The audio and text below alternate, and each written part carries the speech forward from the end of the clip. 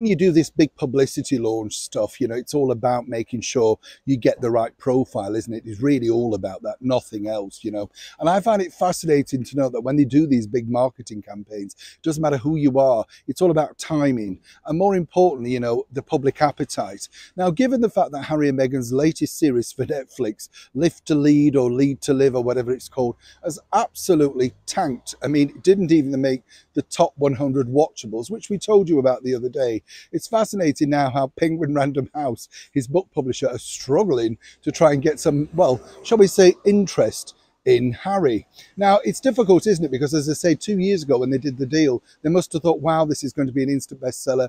We've broken all the rules. We've definitely got, a major royal signing. And then, of course, Harry and Meghan have spent the last 2 years wittering on to anybody who will listen, her finding a voice, a place at the table. I always love those phrases, don't you? It's ridiculous, isn't it? It's like the glass ceiling, You think there's no glass ceiling. You're either good or you're not. Simple as that. But what I do find strange is this. When you think about it with Harry, they must have thought with this big publicity onslaught that things would have dramatically changed.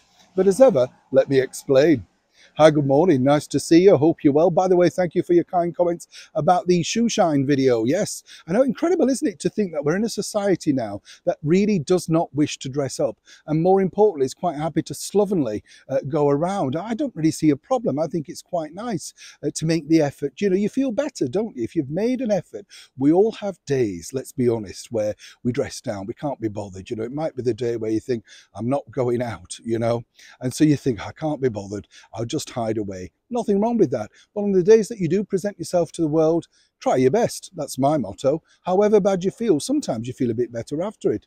I know, lecture over. Shut up, Neil. Move on. I know. Back as ever to your breaking roll story of the day. This, as I say, it's fascinating because, as I say, with the new trailers being launched, Penguin Random House were hoping that they were going to see an absolute spike in sales. As we've told you over the last couple of days, a lot of the books are simply just being reduced for a marketing ploy. But they thought once this campaign kicks in, once, of course, he sits down to promote the book, people would, rush online to order it. Have they?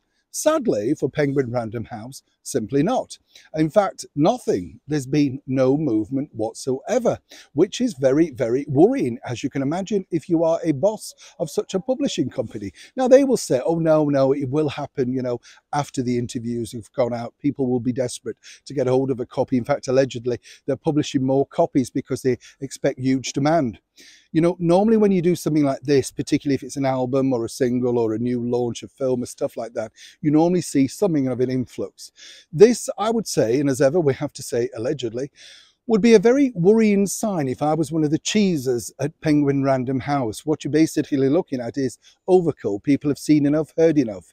And given, as I say, that the book so far is failing to show any interest, not just from, the general public, but from reviewers because of the tight security surrounding that, truly, Prince Harry could have simply oversold himself.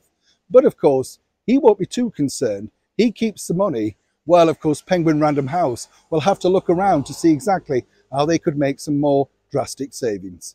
As ever, when I know more, you'll know more. Neil Sean in the very heart of London.